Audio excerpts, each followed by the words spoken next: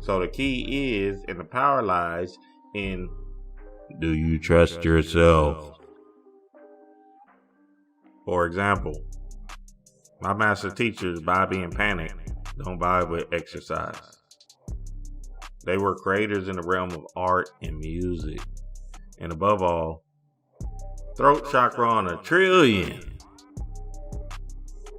When I was a kid, my expression of life was physical. Basketball was a way of life for me to express myself. I enjoyed the game, and it was an inspiration of mine. Inspiration in spirit. So at the end of the day, I know even if my big homies Bobby and Panic don't reflect the understanding I have, I still have to do me. I still have to do me. I still have to do me. And that's being in a space of what I love and why I came down here to express myself in a physical way. This is called chaos.